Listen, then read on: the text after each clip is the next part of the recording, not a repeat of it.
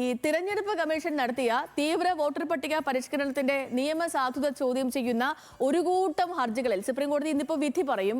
Chief justice Suryakant, justice Joymalya Bagchi എന്നിവരടങ്ങുന്ന ബെഞ്ചാണ് വിധി പ്രസ്താവിക്കുക. നിലവിലെ രൂപത്തിൽ SIR നടപ്പിലാക്കാൻ തിരഞ്ഞെടുപ്പ് കമ്മീഷന് അധികാരമുണ്ടോ എന്ന കാര്യമാണ് കോടതി പരിശോധിക്കുക. ഷപ്ന വിവരങ്ങളുമായി ലീഗൽ ഡെസ്കിൽ നമുക്കൊപ്പം തത്സമയം ചേരുന്നുണ്ട്. Shapna, good morning. അപ്പോൾ ഇന്നിപ്പം കോടതിയിൽ നടക്കാനിടയുള്ള സാഹചര്യങ്ങൾ എന്തൊക്കെയാകും?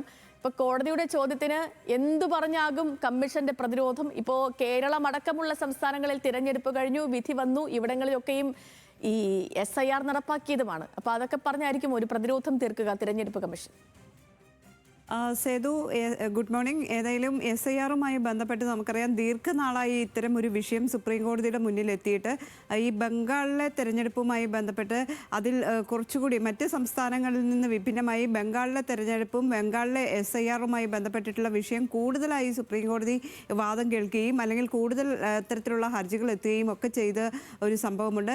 അതോടൊപ്പം തന്നെ ബംഗാളിൽ മാത്രമല്ല കേരളം അടക്കമുള്ള വിവിധ സംസ്ഥാനങ്ങൾ ഇത്തരത്തിൽ SIRനെതിരെ സുപ്രീം കോടതിയെ സമീപിച്ചിരുന്നു. കഴിഞ്ഞ ജനുവരിയിൽ ഇതുമായി ബന്ധപ്പെട്ട വാദം പൂർത്തിയാക്കി ജനുവരി 29-ന് വിധി പറയാൻ മാറ്റിയ കേസാണ് ഇന്നിപ്പോൾ വിധി പറയുന്നത്.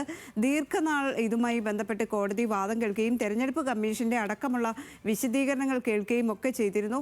എന്നാൽ ഇതിനിടെ കേരളത്തിലെ നിയമസഭാ തെരഞ്ഞെടുപ്പ് നിർത്തിവെക്കണം, അല്ലെങ്കിൽ പല സംസ്ഥാനങ്ങളും അത്തരത്തിലൊരു ആവശ്യം ഉന്നയിച്ചെങ്കിലും സുപ്രീം കോടതി ആ ഘട്ടത്തിലൊന്നും അത് അനുവദിച്ചിരുന്നില്ല. തെരഞ്ഞെടുപ്പ് കമ്മീഷൻ മുന്നോട്ട് പോകാം എന്ന് തന്നെ സുപ്രീം കോടതി വ്യക്തമാക്കുകയും ചെയ്തിരുന്നു. ഇതിന്റെ അടിസ്ഥാനത്തിലാണ് കേരളം അടക്കമുള്ള സംസ്ഥാനങ്ങളിൽ തെരഞ്ഞെടുപ്പ് നടന്നത്. ഏതായാലും SIR നിയമവിരുദ്ധമാണ്. പ്രത്യേകിച്ച് ഭരണഘടനയുടെ ആർട്ടിക്കിൾ 326, 1950 ജനപ്രാതിനിധ്യ നിയമം, ഇതിനൊക്കെ എഗനസ്റ്റ് ആയിട്ടാണ് ഈ SIR നടപടികൾ എന്നതാണ് ഹർജിക്കാർ ഉന്നയിക്കുന്ന ഏറ്റവും പ്രധാനപ്പെട്ട വാദം. ഈ ഹർജി എന്ന് പറയുമ്പോൾ ഒരു കൂട്ടം ഹർജികളാണ് ഈ SIRുമായി ബന്ധപ്പെട്ടിട്ടുള്ളത്. പല സംസ്ഥാനങ്ങൾ, അതോടൊപ്പം തന്നെ പല രാഷ്ട്രീയ പാർട്ടികൾ, CPM, കോൺഗ്രസ് അടക്കമുള്ള രാഷ്ട്രീയ പാർട്ടികൾ, പല രാഷ്ട്രീയ നേതാക്കൾ, അത്തരത്തിലുള്ളവരെല്ലാം ഹർജി നൽകിയിട്ടുണ്ട്. ഇത്തരത്തിലുള്ള ഹർജികളിൽ വിശദമായ വാദം കേട്ട് ഇന്നിപ്പോൾ ഏതായാലും ജസ്റ്റിസ് സൂര്യകാന്ത് അധ്യക്ഷനായ ബെഞ്ച് വിധി പറയുകയാണ്. ഈ SIRന്റെ നിയമസാധുത, അതായത് തെരഞ്ഞെടുപ്പ് കമ്മീഷന് ഇത്തരത്തിൽ SIR തീവ്ര വോട്ടർ പട്ടിക പരിഷ്കരണം അത് നടത്താനുള്ള അധികാരമുണ്ടോ എന്ന കാര്യത്തിലായിരിക്കും കോടതി നിലപാട് വ്യക്തമാക്കുക, അല്ലെങ്കിൽ വിധി പറയുക.